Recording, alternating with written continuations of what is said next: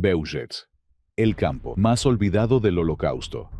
Imagina un lugar que casi logró desaparecer, no solo a sus víctimas, sino a sí mismo, de la geografía, de la historia, de la memoria. Hoy, si caminas por ese rincón del sureste de Polonia, cerca del pueblo de Bełżec, lo que encuentras es paz. Un claro en un bosque de pinos. El aire huele a tierra húmeda y a agujas de pino. El viento susurra entre las ramas. Es un silencio casi absoluto, roto solo por el canto de algún pájaro distante. Pero este silencio es un silencio construido, un silencio impuesto. Es la calma que viene después de que el mundo se haya detenido. Porque bajo tus pies, bajo esta tierra aparentemente tranquila, yace una de las historias más terribles y menos contadas del siglo XX. Aquí, entre marzo y diciembre de 1942, existió el campo de exterminio de Bełżec. No fue un campo de concentración, no fue un campo de trabajo, fue algo nuevo, algo monstruosamente innovador, una fábrica, la primera de su tipo, el prototipo. Fue el campo pionero de la llamada Operación Reinhard, el laboratorio donde se probó, se afinó y se perfeccionó la maquinaria del exterminio en masa. Un lugar diseñado con una eficiencia aterradora para una sola función: hacer desaparecer a seres humanos a escala industrial. En apenas 9 meses, un parpadeo en la línea del tiempo, la vida de entre 450.000 y 600.000 personas llegó a su fin aquí. No son números, eran personas, gentes enteras, comunidades completas que habían vivido durante siglos en Polonia y más allá. Judíos de Lublin, que veían llegar los trenes desde la ventana de su sinagoga antes de ser subidos a ellos. Familias del Lvov, que empaquetaron sus vidas en maletas que nunca volverían a abrir. Artesanos de Cracovia, estudiantes de Checoslovaquia, ancianos del Reich. Sus nombres, sus risas, sus sueños, sus amores, todo fue conducido por esa rampa de tren y casi se esfumó para siempre. Bełżec tiene el triste y aterrador récord de ser el campo del que menos personas lograron escapar con vida. Solo 7 supervivientes confirmados de entre cientos de miles. 7 almas que cargaron con el peso de una verdad casi insoportable. 7 testimonios contra un olvido casi perfecto. Los que lo diseñaron y operaron eran conscientes de su hazaña macabra. Y cuando terminó su trabajo, se dedicaron a borrar las pruebas. Desmontaron los barracones, rellenaron las fosas, quemaron los restos, pusieron a un guardián en una granja falsa y plantaron árboles, muchos árboles, un bosque entero para crecer sobre el secreto. Casi lo consiguen. Durante años, Bełżec fue la nota a pie de página, el campo del que nadie hablaba, porque casi nadie había sobrevivido para contar lo que pasó. Un agujero negro en la historia del Holocausto. Pero la tierra, testigo mudo, guarda memoria. Los huesos triturados, las cenizas esparcidas, susurran una verdad que no puede ser silenciada para siempre. Y las pocas voces que salieron de allí se negaron a ser acalladas. Este documental es la historia de ese lugar olvidado. Es un viaje hacia el corazón de la oscuridad, pero también un homenaje a la tenacidad de la memoria. Es la crónica de cómo el mundo llegó a conocer la verdad sobre Bełżec, contra viento y marea. Y es un recordatorio urgente de que recordar no es solo un acto de duelo, sino un acto de defensa contra la barbarie que, una vez, se atrevió a construir una fábrica para el olvido. Capítulo 1. Bełżec, el prototipo de la muerte industrial. Todo comenzó, como tantas tragedias modernas, con burocracia y planos, con órdenes firmadas en escritorios limpios, lejos del barro y el horror que crearían. Era el otoño de 1941. El frente del este rugía no muy lejos, y en un bosque apartado, junto a la crucial línea de ferrocarril que unía Lublin con Lviv, empezó a gestarse el primer experimento a gran escala de la solución final. Un lugar no pensado para la reclusión, ni para el trabajo esclavo, sino para la pura y simple aniquilación. Los primeros en llegar fueron los topógrafos, hombres con trípodes y teodolitos, midiendo ángulos, calculando distancias. Luego, los camiones con madera, alambre de púas y cemento. Y finalmente, los obreros. Algunos eran trabajadores locales, polacos, que observaban con una curiosidad mezclada con aprensión. Les dijeron que construían un campo de trabajos forzados, un campo de tránsito. Nada fuera de lo común en aquellos tiempos convulsos. Pero había detalles que no cuadraban. Un carpintero local, años después, recordaría una conversación con un supervisor alemán. Le preguntó por qué las paredes de uno de los barracones principales tenían que ser revestidas y selladas de una manera tan peculiar, como si fueran aislantes. El supervisor le lanzó una mirada gélida. Solo sigue los planos. No hagas preguntas. La ubicación no era casual. Estaba justo al lado de la vía del tren. Una rampa se adentraba en el bosque como una lengua de metal que lamía el corazón de la oscuridad. La estación de Bełżec era solo una pequeña parada. Nadie prestaría atención a los trenes que se detenían brevemente y luego seguían su camino, vacíos. Para marzo de 1942, el prototipo estaba listo. Y llegó el primer gran convoy desde el gueto de Lublin. Imagina ese primer tren. No era un tren de ganado cualquiera. Era el presagio de una nueva realidad. Vagones herméticamente sellados. Desde dentro, se oían golpes sordos, voces apagadas que cantaban oraciones, el llanto de niños que se convertía en un quejido por la sed. Cuando las puertas se abrieron con un estruendo metálico, la escena que se reveló quedó grabada en la mente de los pocos que la presenciaron. La luz de la tarde cegaba a los que llevaban días en la penumbra. Hombres, mujeres y niños, pálidos, sucios, con la ropa empapada en sudor y orina. Titubeaban, respirando el aire frío como si fuera un lujo. Y entonces, la farsa comenzaba. Los recibían los guardias auxiliares, los traunikis, hombres de distintas nacionalidades, a menudo prisioneros de guerra soviéticos reconvertidos, con uniformes alemanes que les quedaban grandes. Sus gritos, en un alemán roto y brutal, cortaban el aire. ¡Raus! ¡Schneller! ¡Todos fuera! ¡Dejad las maletas! Serán desinfectadas. La separación era rápida, brutal. Hombres a un lado, mujeres y niños al otro. Era en este momento donde la realidad intentaba, a veces, abrirse paso a través del velo del engaño. Un testimonio implícito, el de una mujer que nunca conoceremos, nos llega como un eco. Agarraba la mano de mi hija, tan fuerte que me dolía. Mi marido nos miraba desde la otra fila. Intentó sonreírnos, una mueca torcida, triste. Un guardia le gritó que dejara de mirar, que siguiera caminando. Esa fue la última vez que lo vi. La expresión en sus ojos no era miedo, era una despedida. El proceso estaba diseñado para la velocidad y el control. El pánico era el enemigo de la eficiencia. Por eso la mentira era tan elaborada. Los letreros que señalaban a los baños, las instrucciones sobre los ganchos para la ropa, la promesa de una sopa caliente después de la ducha. Mientras, en un segundo plano, otra maquinaria entraba en acción. Equipos de prisioneros seleccionados, los primeros miembros del Sonderkommando, eran obligados a abordar los vagones vacíos.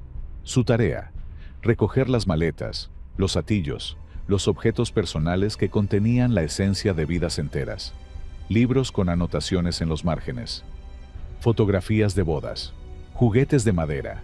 Todo era apilado, clasificado. Las maletas, abiertas con hachas, revelaban sus tesoros. Un candelabro de sabbat, un violín, una carta de amor. La vida de una comunidad, reducida a un botín. Un miembro de este comando, cuya voz se perdió en el tiempo, quizás pensó mientras sostenía una pequeña chaqueta infantil. Adoño fue el niño que llevaba esto. No había respuesta. Solo el sonido de las botas en la madera y las órdenes de los guardias. Bełżec no era solo un lugar de muerte. Era un lugar de saqueo sistemático, una empresa económica.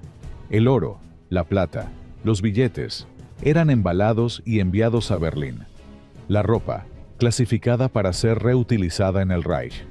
Hasta el cabello de las víctimas era cortado y almacenado para fabricar fieltro. El campo funcionaba como un reloj siniestro. Los trenes llegaban, se vaciaban, la farsa se representaba, y un grupo de personas era conducido, a través de un sendero camuflado que llamaban El Tubo, hacia un edificio que parecía un barracón de madera más grande. Y luego, el silencio. Y un nuevo tren ocupaba su lugar en la rampa. En esos primeros meses, los ingenieros del horror observaban y tomaban nota. El sistema no era perfecto. A veces el motor fallaba. A veces el proceso era demasiado lento para la cantidad de llegadas. Beugek era un proyecto en evolución. Un prototipo que, pronto, necesitaría una mejora crucial. Una ampliación. Porque la demanda de muerte, desde Berlín, era insaciable. La eficiencia requería una arquitectura más mortífera. Una que no solo matara, sino que lo hiciera de manera más rápida, más silenciosa, más industrial. Y esa arquitectura, el corazón remodelado del horror, es a donde debemos dirigir nuestra mirada ahora. Capítulo 2. La arquitectura del primer campo de exterminio. El campo de Beugek era un lugar pequeño, un cuadrado de muerte de apenas unos cientos de metros de lado. Pero dentro de ese espacio reducido, cada elemento estaba colocado con una intención fríamente calculada. Era un diagrama de flujo del genocidio. Al entrar, la zona de recepción era un escenario teatral. La rampa de madera, los barracones para las pertenencias, etiquetados con absurdas señales de sala de equipajes y oficina de cambio. Incluso había un cartel, pintado con letras pulcras, que indicaba hacia los baños y la desinfección, con una flecha que señalaba al interior del bosque. La mentira estaba institucionalizada, pintada en las paredes. Pero el elemento más perverso de esta zona era el tubo, un corredor estrecho, de unos 2 metros de ancho y cerrado por una empalizada de alambre de púas entrelazada con ramas de pino y abedul. Desde el aire, habría parecido una venas que serpenteaba hacia el corazón del campo. Desde dentro, era un túnel hacia lo desconocido. No podías ver a dónde ibas. Solo podías ver las espaldas de los que iban delante, y el cielo, un rectángulo de azul lejano e indiferente entre la techumbre de ramas. El suelo del tubo era de arena. Absorbía los sonidos. Los pasos se convertían en susurros. Los sollozos se apagaban. Era el preludio del silencio absoluto. Al final del camino, se alzaba el objetivo final, la casita. Al principio, era un edificio de madera, modesto, con 3 pequeñas salas. Pero pronto se quedó pequeña. La producción necesitaba aumentar. En el verano de 1942, las operaciones se detuvieron.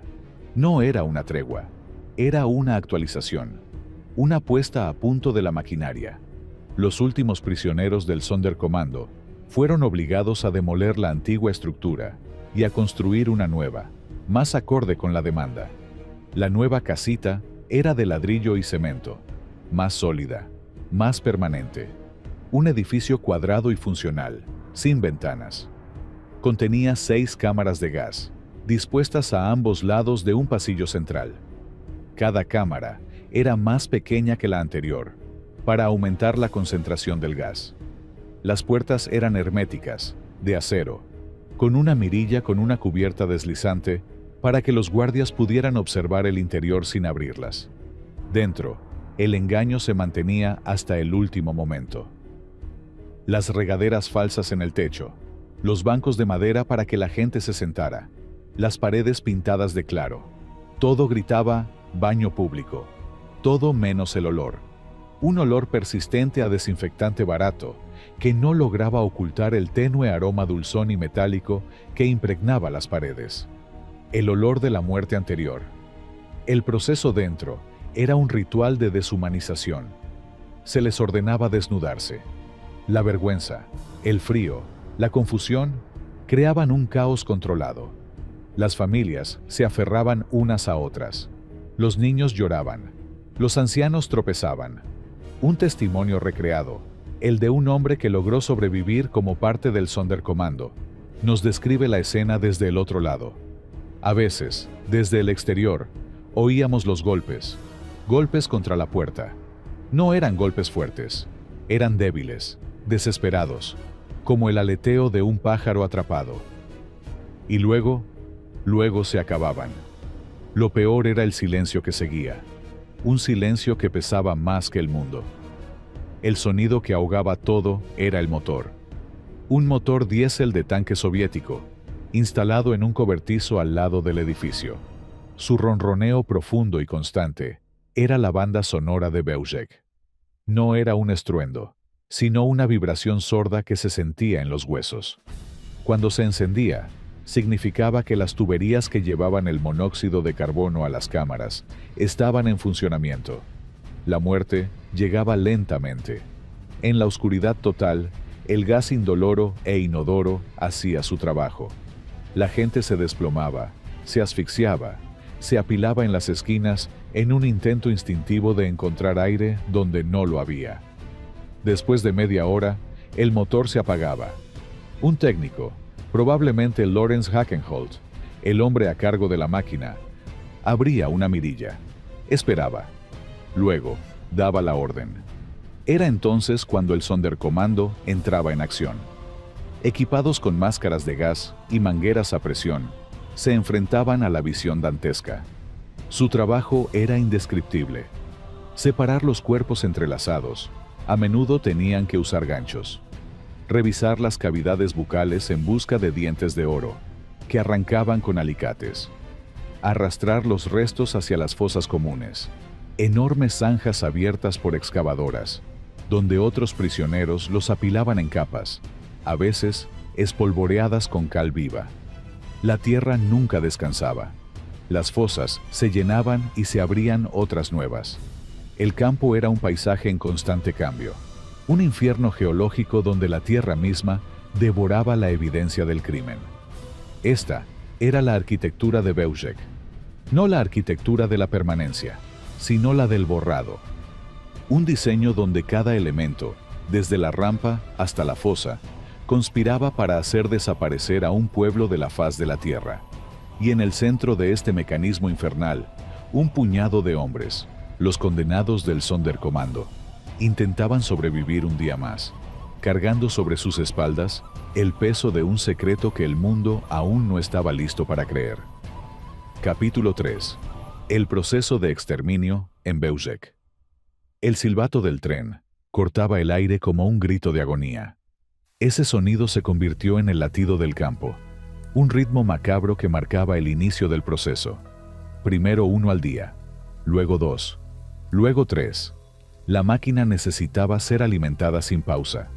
Imagina el frío del amanecer en la rampa, la escarcha brillando sobre los rieles, los guardias fumando, con el vaho saliendo de sus bocas. Esperaban, sabían lo que venía. Habían desarrollado una rutina. Entonces se oía, lejano al principio, un rumor que crecía desde el horizonte, el traqueteo de los vagones sobre los raíles, un sonido sordo, pesado, que parecía arrastrar el peso de miles de almas. Cuando el convoy aparecía, era una visión dantesca. Vagones de mercancías, sellados con alambres y candados. Desde las rendijas de madera, a veces, asomaban dedos ensangrentados, pedazos de tela, y siempre, ese olor, una mezcla nauseabunda de excrementos, orín y miedo, un olor que se pegaba a la ropa, a la piel, al alma de quienes estaban allí. Las puertas se abrían de golpe. La luz cegadora de la mañana invadía la oscuridad del vagón. Durante un instante, solo silencio. Gentes acurrucadas, apiladas como fardos, con los ojos desorbitados, intentando comprender. Algunos habían muerto durante el viaje. Se mantenían en pie, sostenidos por la presión de los cuerpos. Otros gemían, demasiado débiles incluso para moverse. ¡Raus! ¡Todos fuera! ¡Rápido! ¡Dejad las maletas! Los látigos silbaban, los perros ladraban, El caos era calculado. El pánico, una herramienta más. Una mujer joven, con un bebé en brazos, tropezaba al bajar. Su pierna cedía después de días de inmovilidad. Un guardia se acercaba. No la ayudaba. La empujaba con la culata de su rifle hacia la fila de mujeres. El bebé lloraba.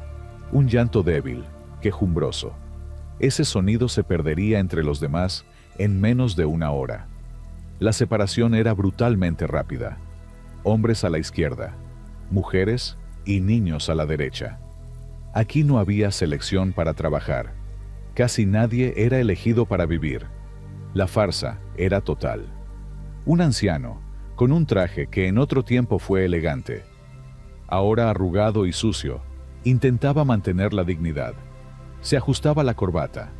Un guardia se reía, le arrancaba el sombrero de la cabeza y lo pisoteaba. La humillación era parte del proceso. Romper el espíritu antes de romper el cuerpo. ¡Desnúdense! ¡Todos! ¡Rápido! Apilen la ropa ordenadamente. Recuerden el número de su gancho. La vergüenza teñía los rostros. Mujeres intentando cubrirse con sus manos. Niños escondiéndose tras las faldas de sus madres. Ancianos temblando de frío y de vergüenza. Las pilas de ropa crecían. Montañas de vestidos, abrigos, zapatos. Cada prenda era una vida interrumpida. Y luego, el camino. El tubo. El corredor estrecho y sinuoso, camuflado con ramas. Aquí, la atmósfera cambiaba. Los gritos de los guardias se amortiguaban. El aire era más pesado. Un olor dulzón y metálico, mezclado con cal viva. Se hacía más intenso con cada paso. Un olor que no se olvida. Un olor a muerte industrial. Algunos empezaban a sospechar, a intuir. Una madre apretaba la mano de su hija. No tengas miedo, cariño. Son solo duchas. Pero sus ojos recorrían las paredes de ramas, buscando una salida que no existía. Un hombre, tal vez un profesor o un comerciante, murmuraría para sí mismo, sus palabras perdidas para siempre. Esto no son baños. Los baños no huelen así. Esto es el fin. Pero callaba. ¿Para qué sembrar el pánico? ¿Para qué hacer los últimos minutos de su familia aún más terroríficos? Al final del tubo, la puerta, grande, de madera, se abría. Dentro, lo que veían parecía confirmar la mentira. Un suelo de cemento, regaderas falsas en el techo, bancos de madera, pero el olor era insoportable. Y el sonido, un zumbido grave, potente, que venía de detrás de las paredes. El motor. ¡Entren! ¡Rápido! ¡Hay que desinfectarse! ¡Caben todos! La gente era empujada al interior. La densidad de los cuerpos aumentaba. El aire se volvía espeso, caliente. Las puertas se cerraban con un golpe seco, final. El sonido de la tranca al caer era el sonido del mundo cerrándose para siempre. Luego, solo el rugido del motor. Dentro, la oscuridad era absoluta. Los golpes contra la puerta comenzaban, suaves al principio, luego más fuertes, desesperados, gritos ahogados, oraciones en hebreo, en polaco, en yiddish, una cacofonía de agonía que el motor ahogaba. El monóxido de carbono, inodoro e invisible, hacía su trabajo. Robaba el oxígeno, convertía los pulmones en fuego. La gente se desplomaba, se arrastraba, se aferraba a sus seres queridos en un último abrazo. Los niños lloraban hasta que sus pequeños cuerpos ya no podían más. El proceso podía tardar 20, 30 minutos. Desde fuera, solo se oía el motor. Y luego, el silencio. Un silencio más elocuente que cualquier grito. Esperaban. Un guardia abría la mirilla. Observaba. A veces, si alguien se movía, cerraba y esperaba más. La eficiencia por encima de todo. Finalmente, las puertas se abrían de par en par. El Sonderkommando, con pañuelos empapados en agua sobre la nariz y la boca, entraba en escena. Se enfrentaban a una pirámide de cuerpos entrelazados, rostros deformados por la agonía, ojos abiertos, vidriosos, manos que aún se aferraban unas a otras. Su trabajo comenzaba. Era el epílogo de la pesadilla, la limpieza de la evidencia, el último eslabón en la cadena de la aniquilación, y cada uno de ellos sabía que, un día, alguien haría lo mismo con su cuerpo. Capítulo 4. El Sonderkommando de Beujek. Eran los fantasmas del campo, los muertos vivientes, un grupo de hombres, nunca más de 500, y a menudo mucho menos, condenados a una existencia al margen de la vida. No vivían, sobrevivían, respirando el mismo aire envenenado, caminando sobre la misma tierra maldita, siendo testigos de lo que ningún ojo humano debería ver. Su selección era arbitraria, un capricho del destino o de la crueldad de un guardia. A veces, elegían a los más fuertes, otras, a los que tenían un oficio útil: carpinteros, mecánicos, dentistas. La mayoría de las veces, no había lógica, solo la suerte perversa de haber sido señalado con un dedo y apartado de la fila de la muerte inmediata. Para ellos, la muerte no era inmediata, era una promesa a plazos. Un sufrimiento prolongado. Vivían en un barracón separado, cerca de las fosas. Dormían sobre paja sucia, con el olor a muerte impregnado en su piel, en su ropa, en sus sueños. Se levantaban antes del amanecer. Trabajaban hasta el anochecer. Su mundo se reducía a la rampa, el tubo, la casita y las fosas.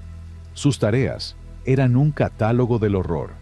Un equipo se encargaba de los vagones. Tenían que limpiar los excrementos, recoger los cadáveres de quienes habían muerto en el viaje y arrojarlos a las fosas. Encontraban restos de vidas, fotografías escondidas, cartas, un muñeco de trapo, objetos que contenían más humanidad de la que ellos sentían tener. Otro equipo, el más numeroso, trabajaba en la casita. Eran los primeros en entrar después de que se abrieran las puertas. Su misión: desenredar la masa de cuerpos. Usaban ganchos, palancas. A veces, los cuerpos estaban tan entrelazados que tenían que usar hachas para separarlos. El suelo estaba resbaladizo, el aire irrespirable. Luego venía el saqueo final. Revisaban cada cuerpo en busca de objetos de valor escondidos en orificios o vendas. Joyas, dinero, piedras preciosas. Todo iba a parar a cajas metálicas. Un tercer grupo, quizás el más siniestro, estaba formado por los dentistas. Prisioneros que, en su vida anterior, habían sido odontólogos o simplemente tenían manos hábiles. Su trabajo: arrancar los dientes de oro de las mandíbulas de los muertos. Con tenazas y alicates, bajo la atenta mirada de un guardia de las SS que anotaba meticulosamente el botín. El sonido del metal arrancando el hueso era un sonido que se les quedaría grabado para siempre. El equipo de las fosas era el último eslabón. Recibían los cuerpos y los apilaban en zanjas profundas, capa tras capa, espolvoreando cal viva entre ellas para acelerar la descomposición. Trabajaban con palas, con las manos. La tierra siempre estaba húmeda, pegajosa. Un fango compuesto de tierra, sangre y cenizas. El trauma psicológico era insondable. Por las noches, en el barracón, el silencio era más aterrador que los gritos. Algunos lloraban en silencio, otros miraban al vacío, sus mentes rotas, desconectadas de una realidad demasiado dolorosa. Había quien hablaba en susurros de su familia, de su pueblo, de la vida que tuvo. Eran conversaciones fantasmas. Uno de ellos, un hombre llamado Jacob, recordaba cada noche, antes de dormir, el rostro de su esposa. Temía olvidarlo. Temía que el horror de cada día borrara los últimos vestigios de amor que guardaba en su corazón. Ella no está aquí. Se repetía como un mantra. Ella no vio esto. Era su única consolación. La camaradería era una cuerda floja sobre el abismo. Se ayudaban, se compartían las míseras raciones de pan, se sostenían mutuamente cuando las fuerzas flaqueaban. Pero también había suspicacia, miedo. Cualquiera podía delatar a otro por un pedazo extra de comida o un día más de vida. La deshumanización era un proceso lento, inexorable. Sabían que su tiempo era limitado. Periódicamente, los equipos eran liquidados. Eran llevados a una fosa, obligados a desnudarse, y luego les llegaba su turno. Eran reemplazados por nuevos prisioneros seleccionados de los transportes más recientes. Este ciclo de muerte aseguraba que no hubiera testigos incómodos, que el secreto se mantuviera. Vivir con ese conocimiento diario era una tortura en sí misma. Cada mañana podía ser la última. Cada tren que llegaba podía traer a su reemplazo. Y aún así, se aferraban a la vida con una fuerza desesperada. Un día más, una hora más, un respiro más. Eran los archivistas del infierno, los testigos forzados de una verdad que el mundo se negaría a creer.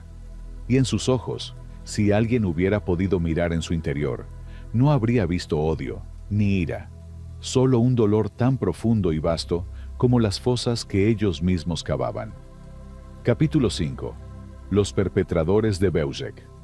Detrás de la máquina de muerte había hombres, hombres de carne y hueso. No eran monstruos mitológicos, eran burócratas, policías, granjeros, hombres que volvían a sus barracones por la noche, se quitaban los uniformes manchados de ceniza y polvo, y quizás escribían cartas a sus familias en Alemania. El arquitecto en jefe de este infierno fue Christian Wirth, un hombre de mediana edad, con el rostro anguloso y una mirada que helaba la sangre. Lo llamaban Christian el Terrible o el Salvaje. No era un ideólogo fanático, era un tecnócrata del horror, un ex policía obsesionado con el orden, la eficiencia y los resultados. Wirth recorría el campo incansablemente. Todo lo veía, todo lo criticaba. Un ritmo demasiado lento en la rampa, una pila de ropa mal clasificada, un motor que fallaba. Para él, Belzec era su obra maestra, un proyecto que debía funcionar con la precisión de un reloj suizo. La humanidad de las víctimas era una variable irrelevante, un inconveniente logístico. Se le veía a menudo en la rampa, con las manos en la espalda, observando el proceso con una expresión de disgusto profesional. No por la moralidad de lo que sucedía, sino por cualquier imperfección técnica. Gritaba a los guardias ucranianos por ser demasiado lentos. Regañaba a los oficiales de las SS por no mantener la disciplina entre el Sonderkommando. Se cuenta que en una ocasión, durante los primeros días, un guardia novato se desmayó al presenciar lo que ocurría dentro de la casita. Wirth, furioso, lo arrastró fuera y lo humilló delante de todos. Esto es trabajo. Aguanta el estómago y haz tu deber. Para Wirth, la debilidad humana era el mayor pecado. Su segundo al mando, y su sucesor más tarde, fue Gottlieb Hering, un hombre más corpulento, de modales más toscos. Si Wirth era el cerebro, Hering era el puño. Disfrutaba del poder inmediato, de la sumisión. Le gustaba pasearse por el campo con un látigo, que usaba con frecuencia y sin motivo aparente. Para él, el campo era su feudo personal, un reino de terror donde su palabra era ley. Luego, estaban los especialistas, hombres clave en la maquinaria. Lorenz Hackenholt, el hombre del motor, un mecánico de las SS, de rostro juvenil y manos siempre manchadas de grasa. Su mundo era ese motor diésel soviético. Lo cuidaba, lo afinaba, lo reparaba. Era su bebé. Se dice que a veces, cuando el motor tenía un problema, entraba en cólera. No porque significara un retraso en el exterminio, sino porque era una afrenta a su competencia profesional. La desconexión era absoluta. Para Hackenholt, no estaba matando gente, estaba operando una máquina. Joseph Oberhauser era el organizador, el logístico. Se encargaba de los horarios de los trenes, de la coordinación con la policía ferroviaria, de la distribución de los recursos. Llevaba libretas llenas de números y horarios. En sus anotaciones, un transporte de 1000 personas era solo un envío de la unidad X. La burocracia al servicio del mal. Y luego estaban los traunikis, los guardias auxiliares, hombres reclutados entre prisioneros de guerra soviéticos, ucranianos o entre civiles de la zona. No eran ideólogos nazis, eran hombres pragmáticos, oportunistas, a menudo motivados por la supervivencia o por el simple placer de ejercer poder sobre otros. Algunos eran especialmente crueles. Se ganaban reputaciones siniestras.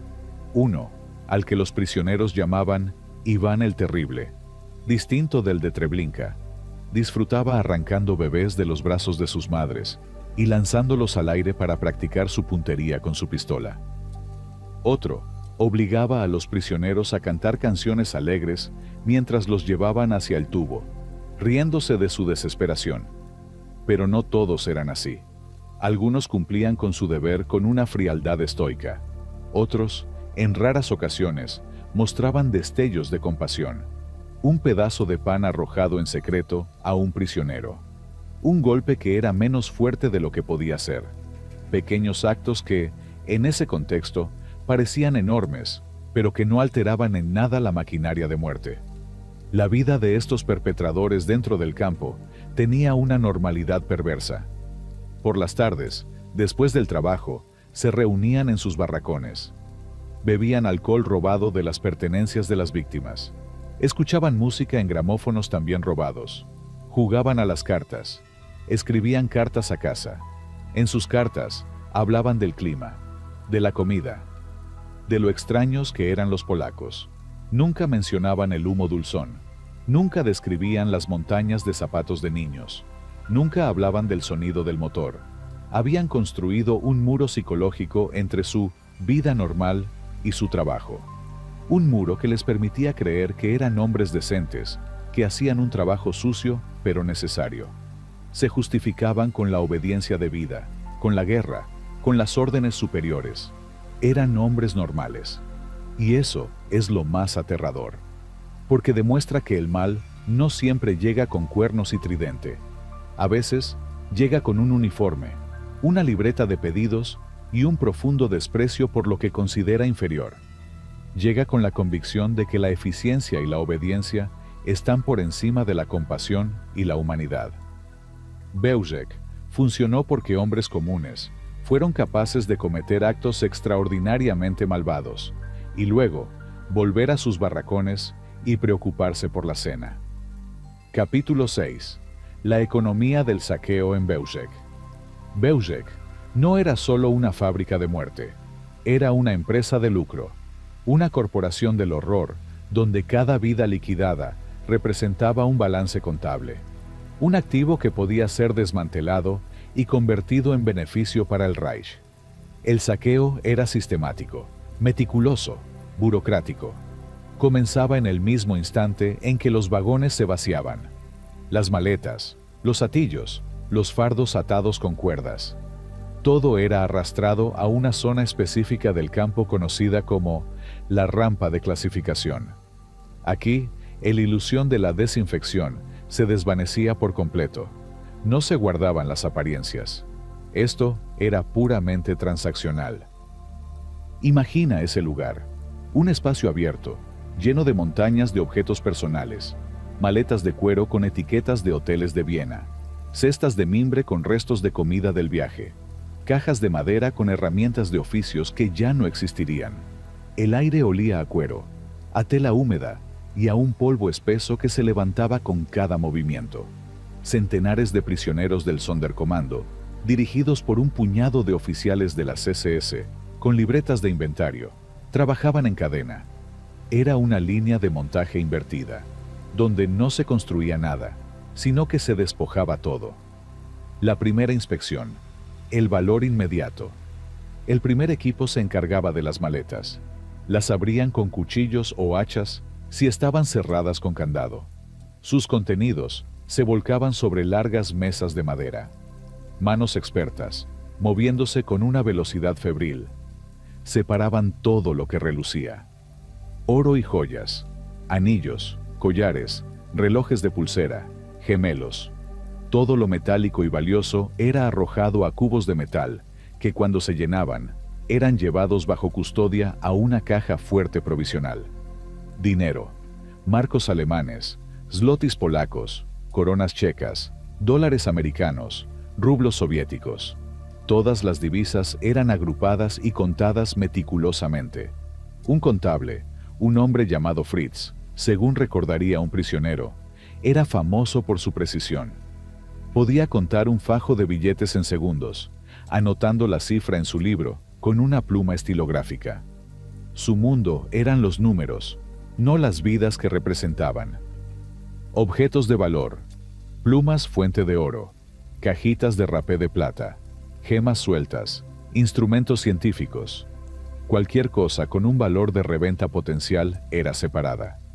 Un prisionero, un joven llamado David, que antes de la guerra ayudaba en la joyería de su padre, recordaba un objeto en particular, un reloj de bolsillo de oro.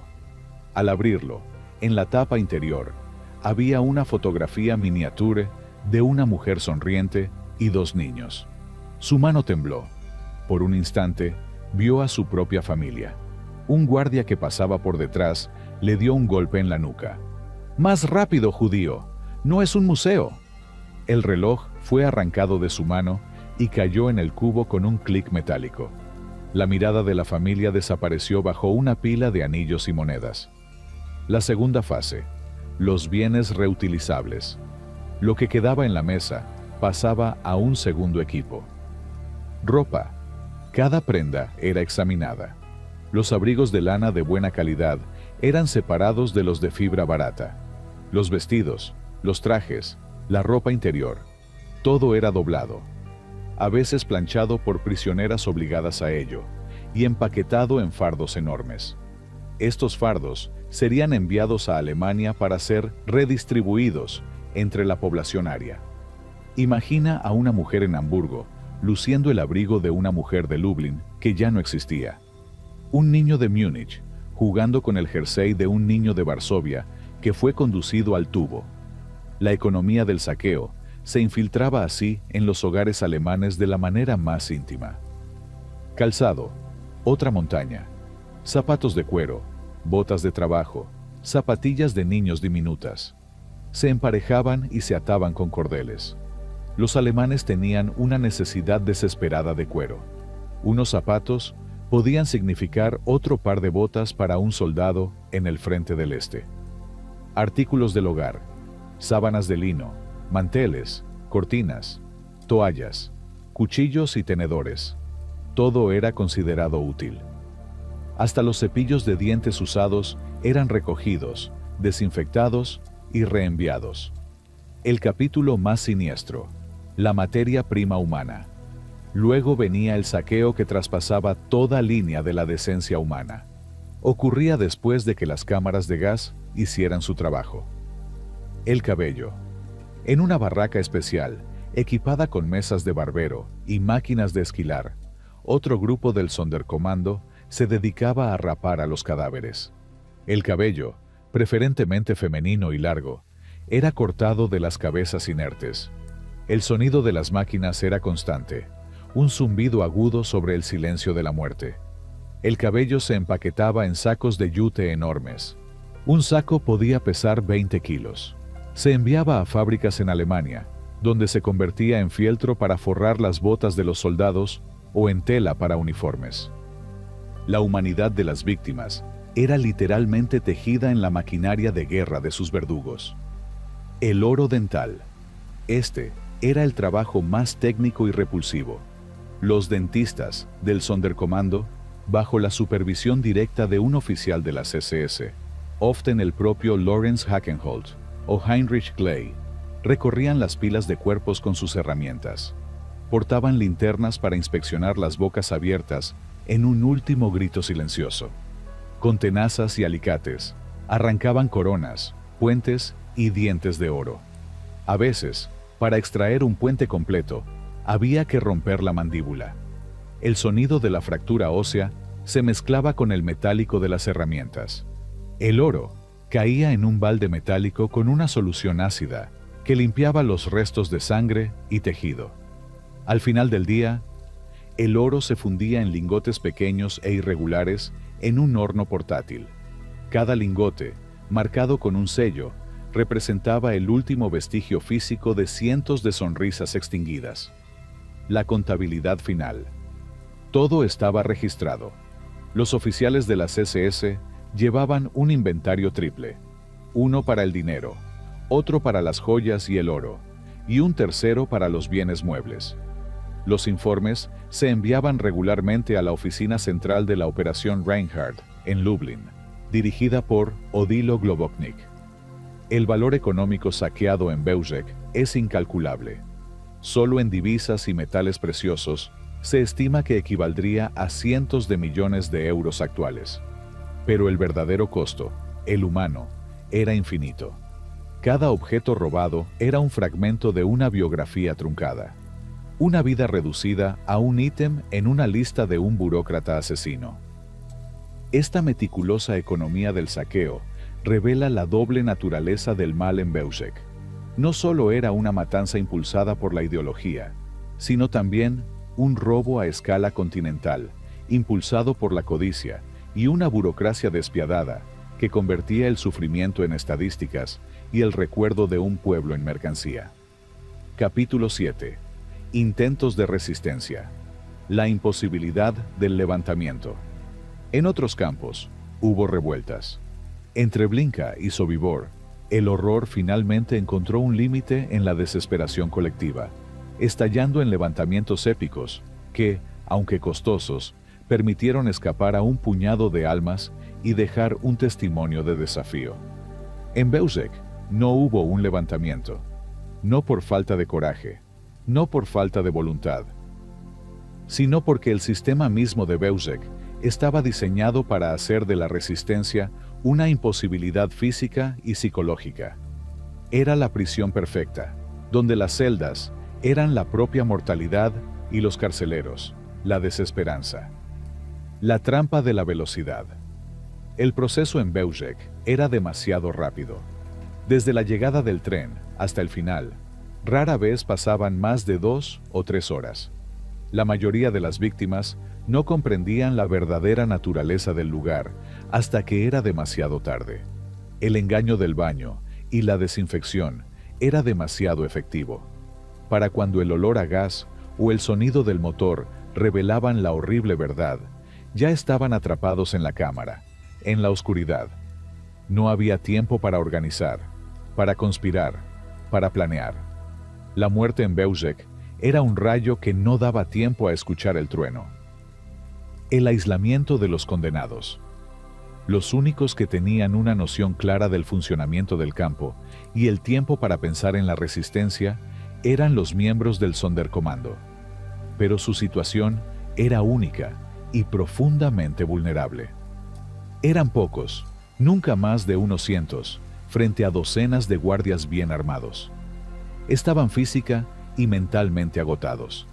Su existencia era un ciclo de trauma y agotamiento que minaba cualquier impulso de rebelión.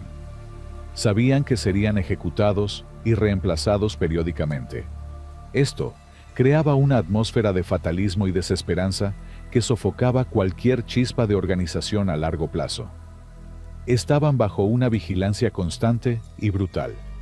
Cualquier susurro, cualquier mirada de complicidad, podía ser interpretado como conspiración y significar la ejecución inmediata de todo el grupo. Los actos de resistencia individual, el coraje de los condenados. A pesar de estas condiciones inhumanas, hubo actos de resistencia. No fueron levantamientos masivos, sino destellos de dignidad individual, actos de desesperación y un silencioso, pero persistente, sabotaje. 1. El sabotaje silencioso. Los prisioneros asignados a clasificar pertenencias desarrollaron tácticas sutiles para dañar el botín del Reich. Un clasificador podía, con un movimiento rápido, romper el mecanismo de un reloj valioso antes de tirarlo al cubo del oro. Otro podía rasgar deliberadamente un abrigo de lana fina, haciéndolo inservible. Una mujer obligada a planchar podía quemar accidentalmente un vestido de seda. Eran actos pequeños, insignificantes en el gran esquema, pero que representaban una reafirmación de la voluntad humana. No tendrán esto intacto. No se lo daremos fácilmente. 2. Los intentos de fuga desesperados. Algunos miembros del Sonderkommando, sabiendo que su ejecución era inminente, intentaron escapar.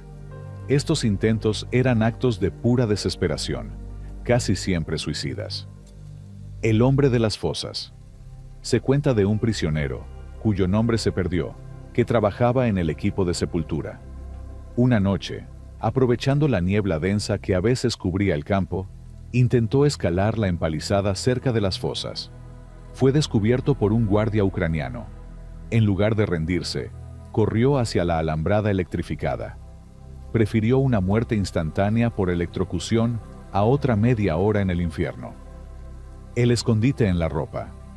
Otro prisionero, tal vez inspirado por historias de otros campos, intentó esconderse entre las montañas de ropa usada, esperando ser cargado en un vagón y sacado del campo. Lo encontraron 2 días después, asfixiado bajo el peso de los abrigos y las mantas. Su plan era ingenioso, pero la escala del saqueo lo hizo inviable. 3. La resistencia espiritual y la preservación de la memoria. La forma de resistencia más profunda y, en última instancia, la más victoriosa, fue la decisión de recordar y de dar testimonio. Los prisioneros del Sonderkommando sabían que eran los únicos testigos oculares. A pesar del terror, algunos se arriesgaron a hablar entre ellos, a compartir sus nombres reales y sus pueblos de origen, pidiéndose unos a otros que si uno sobrevivía, contara lo que había visto. Se dice que un rabino entre los prisioneros, en un momento de increíble serenidad, les dijo a unos compañeros: «No importa si mueren nuestros cuerpos. Lo que hemos visto debe morir con nosotros. Si uno de ustedes vive, su vida ya no le pertenece. Le pertenece a los que están aquí. Su respiración será nuestra respiración. Su voz, nuestra voz». Rudolf Roeder, uno de los pocos supervivientes, encarnaría más tarde esta misión. Su testimonio no fue solo un acto de denuncia, fue un acto de resistencia ejecutado desde el futuro, un cumplimiento de la promesa hecha en el barracón de Belzec. La imposibilidad del levantamiento. Un intento más organizado se gestó en el verano de 1942. Un pequeño grupo de prisioneros, liderados por un hombre fuerte y carismático de Lublin, planeó apoderarse de las armas de los guardias durante un descuido y abrirse paso a la fuerza. Habían identificado un punto débil en la cerca y tenían una vaga idea de la geografía circundante. Pero la paranoia del sistema los atrapó. Christian Wirth, desconfiado por naturaleza, ordenó una liquidación preventiva de 1/3 del Sonderkommando. El grupo de conspiradores fue seleccionado al azar para su ejecución. Su plan murió con ellos, sin que los guardias siquiera sospecharan su existencia. Belzec fue, por lo tanto, el escenario de una resistencia trágicamente silenciosa. Un lugar donde el acto de recordar un nombre, de esconder una fotografía, de romper un objeto de valor, se convirtió en el mayor acto de desafío posible. Fue una batalla no por la vida, sino por la memoria. Y en esa batalla, contra todo pronóstico, finalmente triunfarían las víctimas. Porque aunque no lograron derribar las alambradas, aseguraron que la verdad sobre lo que sucedió detrás de ellas nunca sería completamente borrada. Capítulo 8. Los testimonios casi inexistentes. En el silencio casi perfecto que los verdugos intentaron crear alrededor de Belzec, unas pocas voces lograron abrirse paso. No eran coros, sino susurros. Susurros que atravesaron las alambradas, que sobrevivieron a la guerra y que se convirtieron en la prueba viviente de lo que casi se convierte en el crimen perfecto. La historia de estos testigos es tan extraordinaria como el horror que presenciaron. Cada uno de ellos representaba, literalmente, a decenas de miles de personas que no pudieron contar su historia. Rudolf Roeder, el hombre que sobrevivió para contarlo. Rudolf Roeder no era un hombre destinado a ser héroe. Era un judío polaco, dueño de una pequeña fábrica de jabón en Lvov. Hombre práctico, de manos callosas y mente pragmática. Esa misma practicidad puede que fuera lo que le salvó la vida. Cuando llegó a Belzec, en agosto de 1942, fue seleccionado para el Sonderkommando no por su fuerza, sino por su oficio. Los alemanes necesitaban un fontanero, un manitas. Alguien que pudiera arreglar tuberías, desatascar desagües en ese infierno de barro y excrementos. Redder se convirtió en el fontanero del campo. Su testimonio, dado después de la guerra, es un documento de una crudeza y una precisión devastadoras. No es solo una lista de horrores, es la crónica de un hombre que vio colapsar los límites de la humanidad. Él describe no solo lo que vio, sino lo que olió. El olor permanente a humo dulzón que se impregnaba en la ropa, en el cabello, en la comida. Un olor que era la esencia misma de Beugek, la firma química del exterminio. Él cuenta del sonido, no solo del motor, sino de los llantos de los niños cuando eran separados de sus padres en la rampa. Un sonido, decía, que se le quedó grabado en los oídos para siempre, más persistente que cualquier otro recuerdo. Redder sobrevivió por un golpe de suerte imposible. En noviembre de 1942, fue enviado con un guardia ucraniano a Lviv para recoger materiales de fontanería. Era una misión rutinaria, pero en el camino, el guardia, quizás abrumado por la monotonía o por un destello de humanidad, le permitió acercarse a una casa donde Redder pidió agua. En un instante de distracción, Redder saltó por una ventana y huyó entre las calles de la ciudad que una vez fue su hogar. Se escondió en el sótano de una casa polaca, viviendo en la oscuridad absoluta durante meses. Pero no se escondió de sus recuerdos. Mientras estaba en ese sótano, comenzó a escribir mentalmente todo lo que había visto. Temía que si moría, Beugek moriría con él. Se convirtió en un archivo humano, un testigo determinado a sobrevivir no solo para vivir, sino para testimoniar. Su testimonio posterior, meticuloso y desprovisto de cualquier floritura, se convertiría en la base de todo lo que sabemos con certeza sobre el funcionamiento interno del campo. Cada palabra suya era un clavo en el ataúd de la negación. Era la voz de los 500.000 que no tenían voz. Chaim Hirschman, la promesa incumplida. Si la historia de Redder es milagrosa, la de Chaim Hirschman es una tragedia dentro de la tragedia. Hirschman también sobrevivió a Beugek. Logró escapar de una manera similar durante una misión fuera del campo. Sobrevivió a la guerra, a la ocupación, al horror. En 1946, con la guerra terminada, Chaim Hirschman era un hombre con una misión. Se había unido a la Comisión Histórica Judía en Polonia y estaba listo para dar su testimonio oficial. Era uno de los únicos 2 supervivientes judíos conocidos de Beugek que podían contar la historia en detalle. El día en que iba a declarar, el 19 de marzo de 1946, unos hombres llamaron a la puerta de su apartamento en Lublin. Eran partisanos antisemitas que, incluso después del Holocausto, continuaban con su campaña de terror contra los judíos supervivientes. Hirschman fue asesinado a tiros allí mismo, en el umbral de su hogar. Solo logró decir unas pocas palabras antes de morir. Unas palabras que fueron recogidas por su esposa y que se convirtieron en su legado póstumo. Soy uno de los pocos supervivientes de Beugek. Tengo que contar todo. Su testimonio completo se perdió para siempre. Su voz fue silenciada justo cuando estaba a punto de amplificar la de las víctimas. Su asesinato fue el epílogo de Beugek, un recordatorio siniestro de que el odio que había construido el campo aún respiraba en la Europa de la posguerra. La promesa de su testimonio quedó incumplida, un vacío eterno en la memoria histórica. Los fantasmas sin nombre.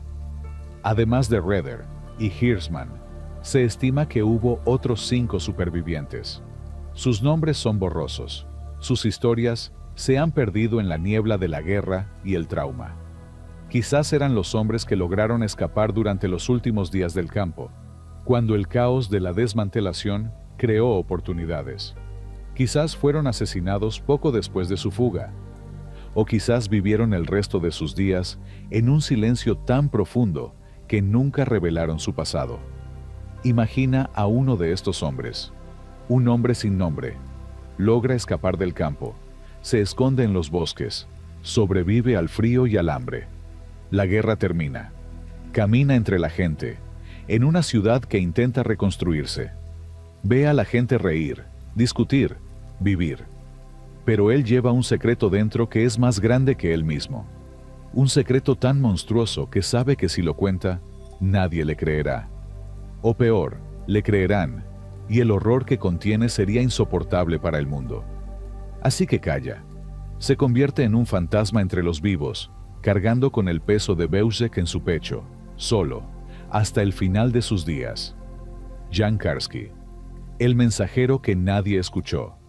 Mientras Redder e Hirschman estaban dentro del infierno, hubo un hombre que intentó dar la alarma desde fuera. Jan Karski, un emisario de la resistencia polaca, se infiltró en el gueto de Varsovia y, disfrazado de guardia ucraniano, fue testigo de las operaciones de un campo que muy probablemente era Izbica, un campo de tránsito hacia Beuzek. Vio la brutalidad, el hacinamiento, la desesperación. Karski viajó a Gran Bretaña y a los Estados Unidos. Se reunió con los líderes aliados, con periodistas, con el propio presidente Roosevelt. Les contó lo que había visto, les describió la maquinaria de exterminio, les suplicó que actuaran. Pero el mundo no estaba preparado para escuchar. Sus relatos eran tan horribles, tan beyond toda comprensión, que muchos los consideraron exageraciones de la propaganda de guerra. La magnitud del crimen superaba la capacidad de imaginación del mundo civilizado. Karski fue, en muchos sentidos, el testigo fracasado. Hizo todo lo correcto, pero se estrelló contra el muro de la incredulidad. La combinación de estos testimonios, el de Redder, meticuloso y sobreviviente, el de Hirschman, truncado y trágico, el de los fantasmas anónimos, y el de Karski, ignorado, crea un mosaico de memoria fracturada. Beuzek nos llega a través de estos ecos débiles y distorsionados. Cada uno de estos hombres fue un faro solitario en la oscuridad más profunda, intentando iluminar una verdad que el mundo se resistía a ver. Su lucha por ser escuchados es tan parte de la historia de Beuzek como el propio campo. Capítulo 9. Los niños de Beuzek. De todas las imágenes que definen el horror de Beuzek, las más desgarradoras, las que desafían cualquier intento de comprensión, son las de los niños. Llegaban por miles, en brazos de sus madres, agarrados de la mano de sus padres, o completamente solos, pequeños y desorientados en medio del caos de la rampa. Beuzek no hacía excepciones. No había selección para ellos. Su destino estaba sellado desde el momento en que subieron al tren. Imagina la escena, repetida cientos de veces. Un convoy llega de un gueto liquidado. Entre la multitud que desciende tambaleándose de los vagones, se ven los pequeños rostros pálidos, los ojos grandes llenos de confusión y miedo. Llevan sus pequeños abrigos, algunos con estrellas de David cosidas torpemente. En sus brazos, algunos aprietan su posesión más preciada, una muñeca de trapo con el pelo deshilachado, un carrito de madera, un libro de cuentos.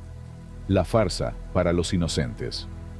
Para ellos, el engaño era aún más crucial. Un guardia, con una voz que intentaba sonar amable, podía decir: «Vamos, niños, las mamás os están esperando. Hay sopa caliente para todos». La palabra sopa era mágica.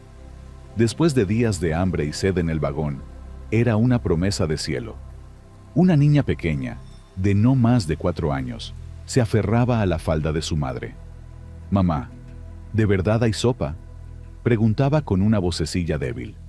La madre, con lágrimas secas en el rostro, asentía, incapaz de hablar. Sabía o intuía la verdad. Pero ¿cómo explicársela a una niña de 4 años? ¿Cómo decirle que el mundo se había vuelto loco y que no había sopa, solo oscuridad y dolor? En la zona de desvestición, el espectáculo era particularmente cruel. Los niños lloraban, avergonzados de tener que desnudarse delante de extraños. Las madres intentaban consolarlos, desabrochando sus pequeños abrigos con manos temblorosas. «Es solo para la ducha. Cariño, luego nos vestiremos con ropa limpia».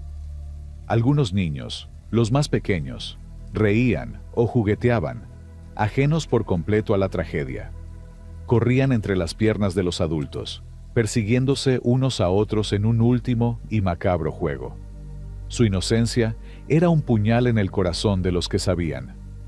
El camino hacia la nada. En el tubo, el corredor estrecho, la atmósfera cambiaba incluso para ellos. El olor extraño, el sonido del motor que se hacía más fuerte, la oscuridad que se avecinaba. Los asustaba. Lloraban, preguntaban, se resistían. Un testimonio implícito, recogido de los relatos de los miembros del Sonderkommando, habla de un niño que, al final del tubo, justo ante la puerta de la casita, se soltó de la mano de su padre y empezó a correr de vuelta. «¡Quiero ir a casa!», gritaba. Un guardia lo agarró con brusquedad. El padre se abalanzó sobre el guardia, fue golpeado en la cabeza con la culata de un rifle y cayó inconsciente. El niño fue arrastrado llorando al interior de la cámara. Su último grito se perdió en el estruendo de la puerta al cerrarse. Los objetos abandonados. Después, lo único que quedaba de ellos eran sus pertenencias. Una montaña de zapatos pequeños que crecía cada día, abrigos diminutos, gorros de lana y juguetes, muchos juguetes. En la rampa de clasificación, los prisioneros del Sonderkommando se encontraban con estos objetos y sentían que su alma se desgarraba. Un hombre encontró una muñeca con un ojo faltante. Recordó a su propia hija, que tenía una muñeca similar. La guardó escondida entre su ropa durante días, arriesgando su vida, hasta que un guardia la descubrió y lo golpeó brutalmente. La muñeca fue arrojada a un fardo de trapos para ser reciclada. Otro prisionero, asignado a la casita, recordaría para siempre la imagen de una mujer joven, desnuda, entrando en la cámara con su bebé en brazos. El bebé chupaba un chupete de goma. Cuando los cuerpos fueron retirados, el chupete seguía en la boca sin vida del pequeño. El hombre, por un impulso que no podía explicar, lo guardó. Era un objeto pequeño, de goma, pero para él se convirtió en el símbolo de toda la inocencia masacrada en Belzec. El silencio de los inocentes. La tragedia de los niños de Belzec es la más silenciada. No tuvieron la oportunidad de crecer, de amar, de contar su historia. Sus voces fueron apagadas antes de que pudieran entender por qué. Su exterminio no solo era el asesinato de un pueblo en el presente, sino la aniquilación de su futuro. Era cortar el árbol de raíz, asegurándose de que no volvería a brotar. Cuando pensamos en Belzec, debemos recordar a estos niños, a los que jugaron su último juego en la rampa, a los que preguntaron por la sopa que nunca llegaría, a los que fueron arrastrados a la oscuridad, aferrados a los dedos de sus padres. Su historia es la esencia misma del mal que se perpetró en ese lugar. Un mal que no solo no perdonó a los inocentes, sino que los convirtió en su objetivo principal. Recordarlos, llorar por ellos, es un deber sagrado para con la memoria, porque en sus pequeños rostros perdidos reside la condena más elocuente de un sistema que fue capaz de calcular, eficientemente, la forma de asesinar el futuro. Capítulo 10. Operación 1004 en Belzec. El borrado sistemático. El invierno de 1942 caía pesado sobre el paisaje de Belzec. Pero el frío que llegaba no era solo el de la estación. Era un frío administrativo, una orden burocrática que emanaba de las más altas esferas de la CSS. La guerra comenzaba a cambiar de rumbo, y los rastros de lo que habían hecho en lugares como Belzec podían convertirse en pruebas incriminatorias. Así nació la Operación 1005, o Enterprise 1005, conocida por los prisioneros como Action 1004. Su objetivo era tan macabro como el exterminio mismo: desenterrar y destruir toda evidencia física de las masacres. No contentos con haber matado a cientos de miles, ahora querían matar también a la memoria, a la verdad misma. La persona elegida para esta tarea dantesca fue el SS Standartenführer, Paul Blobel, un hombre con una reputación de eficiencia brutal, Blobel no llegó a Beuzek con soldados, sino con un equipo especializado y unos planos detallados. Su misión: hacer que las fosas comunes dejaran de ser comunes, que dejaran de existir. La llegada de los profanadores. Los primeros en notar el cambio fueron los últimos miembros del Sonderkommando. La rutina del exterminio se había detenido. En su lugar, llegaron nuevas órdenes, más aterradoras si cabía que las anteriores. Se les informó que su nueva tarea sería la exhumación y cremación de restos por razones sanitarias. Era el eufemismo final en un lugar construido sobre eufemismos. Blobel supervisaba personalmente las operaciones. Se paseaba por el borde de las fosas, ahora reabiertas, con una máscara de gas colgando al cuello y unas botas altas de goma. Su figura delgada y austera proyectaba una sombra de pura determinación. Bajo su mando, se construyeron enormes parrillas de cremación. No eran hornos sofisticados como los de Auschwitz. Eran primitivas, brutales, vigas de hierro recuperadas de edificios demolidos, colocadas sobre zanjas profundas. Eran piras funerarias a escala industrial. El trabajo en el infierno de las fosas. Imagina la escena. Grupos de prisioneros, quizás un centenar o dos, eran obligados a bajar a las fosas. El suelo era blando, fangoso, un lodo compuesto de tierra, grasa humana descompuesta y cenizas.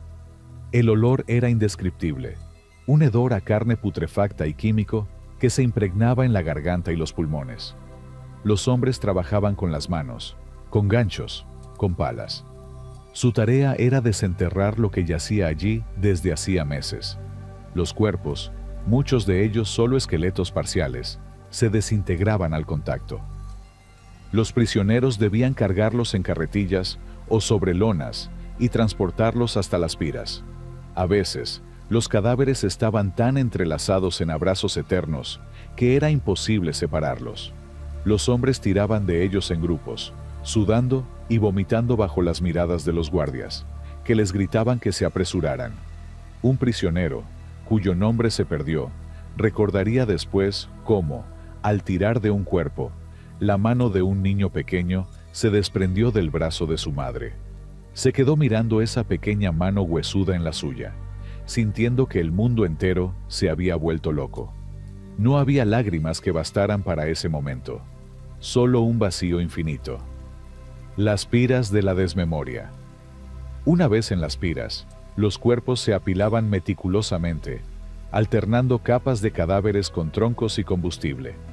Se usaba todo: gasolina, aceite residual, incluso la grasa que goteaba de los cuerpos en cremaciones anteriores, se recogía en canaletas para verterla de nuevo sobre la pira y avivar las llamas. Cuando se encendían, el calor era tan intenso que derretía la nieve en un radio de 50 metros, incluso en pleno invierno. Las llamas se elevaban hacia el cielo nocturno, una antorcha gigantesca y grotesca que iluminaba el bosque con una luz anaranjada y parpadeante. El humo era espeso, negro, y olía a carne quemada y pelo chamuscado. Un humo que llevaba consigo los últimos vestigios físicos de comunidades enteras. El trabajo continuaba día y noche. Las piras nunca se apagaban.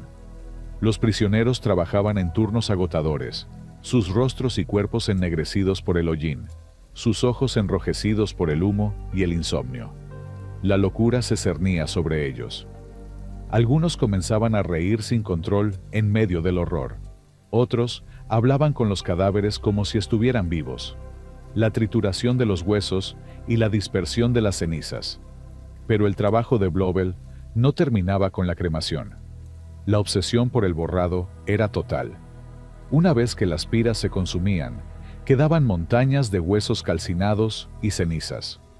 Un nuevo equipo de prisioneros, a menudo los más débiles, era obligado a triturar los huesos hasta convertirlos en polvo. Usaban mazos de hierro o los pasaban por unas cribas metálicas rudimentarias.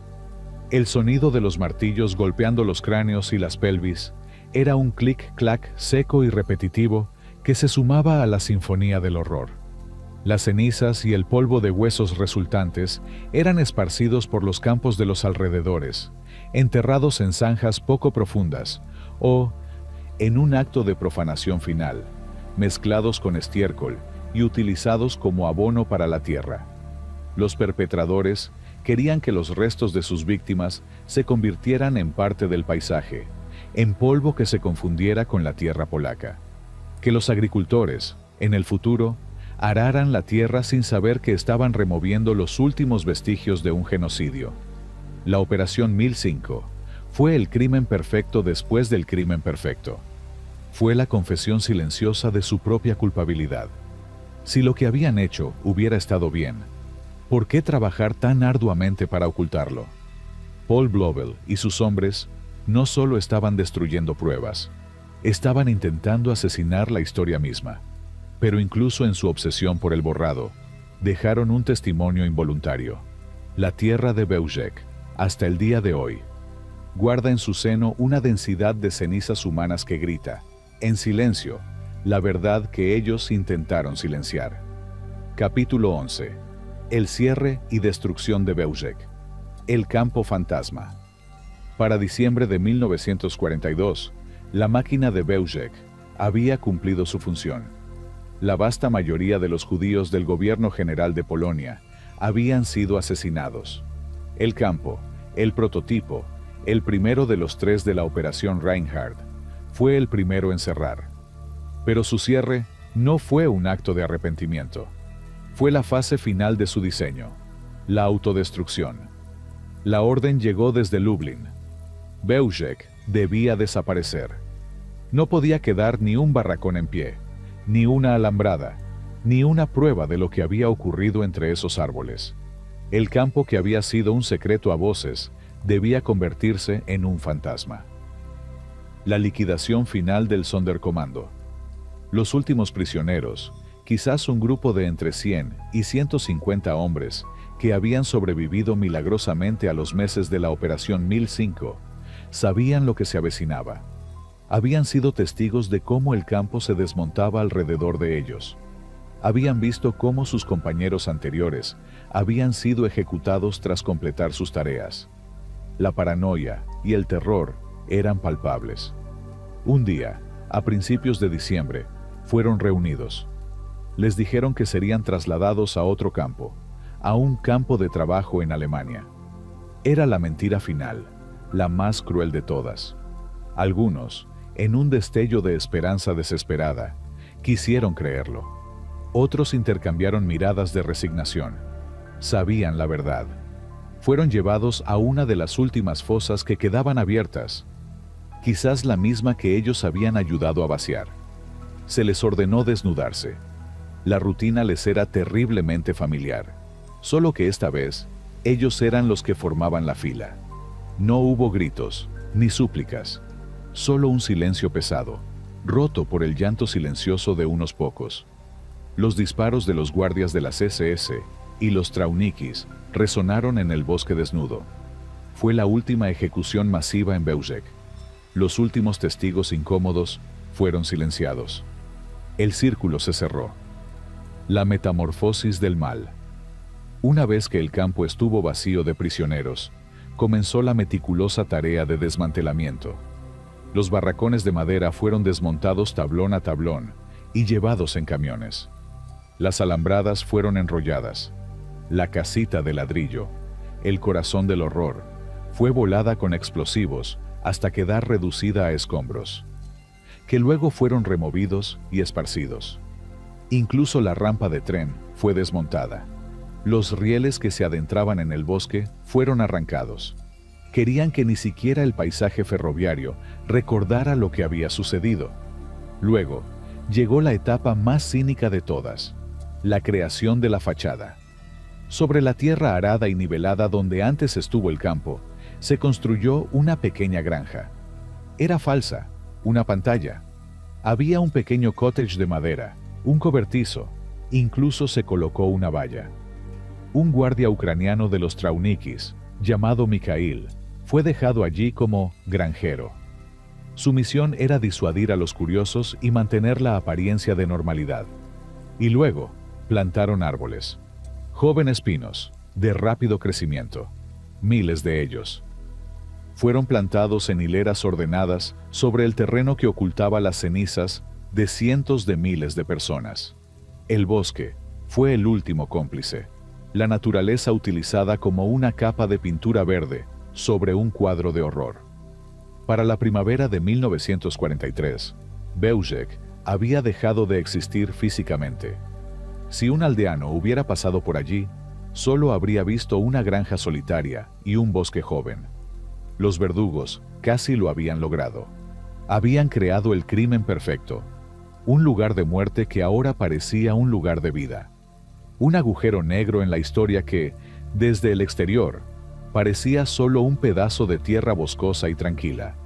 Se convirtió en un fantasma, y como todos los fantasmas, su existencia se convirtió en una leyenda, en un rumor, en algo de lo que muchos preferían no hablar. Capítulo 12. Liberación. Memoria y justicia. La larga sombra de Bełżec. El silencio cayó sobre Bełżec, un silencio que duraría años. El frente de guerra se movió, y en julio de 1944, el Ejército Rojo Soviético liberó la zona. Los soldados pasaron por el pueblo de Bełżec. Quizás vieron la granja falsa y el bosque de pinos. No había nada que liberar. No había prisioneros que saludaran tras las alambradas. No había horrores evidentes que fotografiar. Solo un silencio incómodo y una tierra que parecía demasiado ordinaria para contener un secreto tan monumental. Las primeras investigaciones. Buscando fantasmas. Las autoridades polacas y soviéticas de posguerra comenzaron a investigar los crímenes nazis. Pero Bełżec era un rompecabezas con la mayoría de sus piezas perdidas. No había documentos del campo. Habían sido destruidos. No había estructuras que inspeccionar. Y, lo más crítico, casi no había testigos supervivientes. La investigación se basó en los testimonios de los lugareños polacos que habían visto los trenes, que habían olido el humo.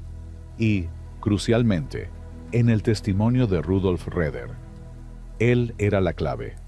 Su relato detallado, dado a la Comisión Histórica Judía de Cracovia, fue la primera piedra angular sobre la que se comenzó a reconstruir la verdad. Sin él, Bełżec podría haber permanecido como ese rumor persistente, imposible de verificar. Chaim Hirschman, como sabemos, fue asesinado antes de poder testificar. Los otros 5 supervivientes potenciales nunca se presentaron. La verdad dependía de un puñado de voces contra el muro de silencio y negación que los perpetradores habían erigido. El juicio de Bełżec en Múnich. La farsa de la justicia. En 1963, casi 20 años después del final de la guerra, comenzó en Múnich el juicio por los crímenes de Bełżec. Fue un proceso que, en sí mismo, reflejó la naturaleza elusiva del campo. De los cerca de 500 hombres que habían servido allí, solo 8 fueron llevados a juicio. Y de ellos, solo uno, Josef Oberhauser, el logístico, el organizador de los trenes de la muerte, compareció finalmente ante el tribunal. El juicio puso de manifiesto las enormes dificultades para alcanzar una justicia real. Los acusados se escudaron en la obediencia debida. Dijeron que solo seguían órdenes, que no tenían opción. Las escasas pruebas directas, la falta de testigos oculares masivos.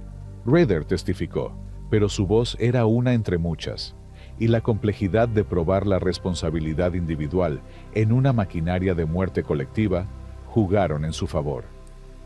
El veredicto fue una bofetada a la memoria de las víctimas. Josef Oberhauser fue declarado culpable de ser cómplice de asesinato en, al menos, 300.000 casos, pero los cargos de asesinato directo no pudieron probarse. La sentencia: 4 años y medio de prisión. 4 años y medio por su papel en la aniquilación de cientos de miles. Era una justicia que parecía una burla. Oberhauser nunca cumplió siquiera esa pena ridícula. Salió en libertad anticipada y vivió el resto de su vida como un hombre libre en Alemania. Los otros principales responsables nunca enfrentaron la justicia. Christian Wirth, el Terrible, había muerto en 1944 luchando contra partisanos en Italia. Gottlieb Hering murió en 1945, quizás por suicidio. Lawrence Hackenholt, el hombre del motor, desapareció sin dejar rastro después de la guerra. Habían logrado escapar no solo de Beuzek, sino de cualquier rendición de cuentas terrenal. La lucha por la memoria, del olvido al memorial. Durante las 2 décadas siguientes, Beuzek siguió siendo el campo olvidado. El sitio real era un bosque anónimo. La memoria se mantenía viva principalmente en los corazones de los familiares de las víctimas y en unos pocos historiadores obstinados. No fue hasta la década de 1960 que se erigió un primer memorial. Era simple, genérico. No transmitía la escala ni el horror específico del lugar. Era un gesto, pero uno insuficiente. El verdadero punto de inflexión llegó con el nuevo milenio. Después de décadas de advocacy por parte de supervivientes, historiadores y organizaciones judías, se emprendió un proyecto monumental.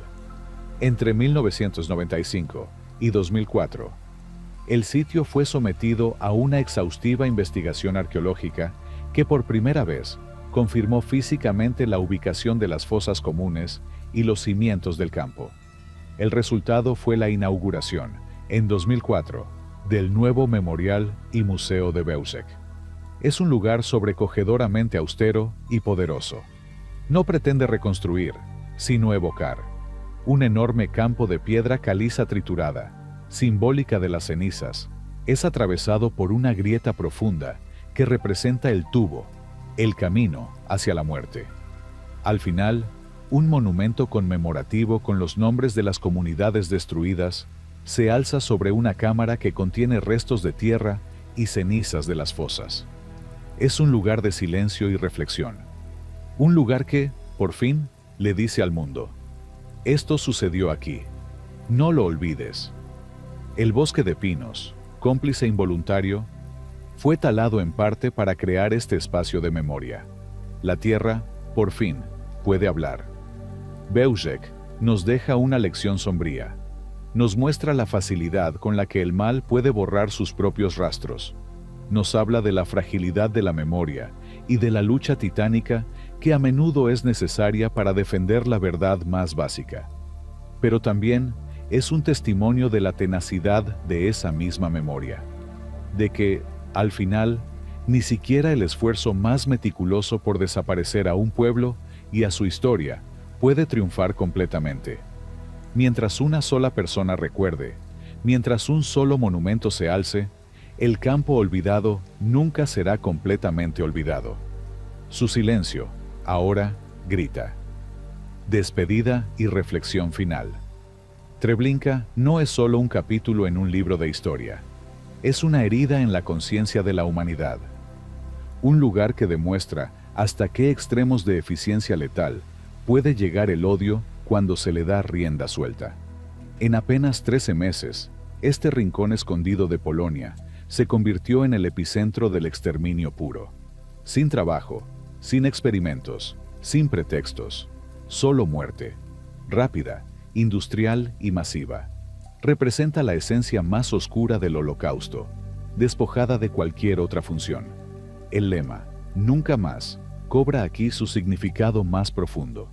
Porque en Beuzek, los perpetradores casi lo consiguen. Casi logran matar a 1 millón de personas y borrar todo rastro, convertirlas en humo y leyenda. Que hoy estemos aquí, hablando de ello, es un testimonio del coraje de los que se rebelaron, de los que sobrevivieron para contarlo, y de nuestra responsabilidad de escuchar. Que la historia de Beuzek nos recuerde el valor infinito de cada vida humana, y el peligro mortal de permitir que el odio y la indiferencia se normalicen. Si este documental te ha conmovido y crees que es importante que esta historia no se olvide, por favor, suscríbete a nuestro canal. Dale a like a este video para que llegue a más personas. Comenta con tus reflexiones, compártelo con tu comunidad. Y no olvides activar la campanita de notificaciones para no perderte nuestro próximo contenido. porque recordar es nuestra primera línea de defensa. Gracias por vernos.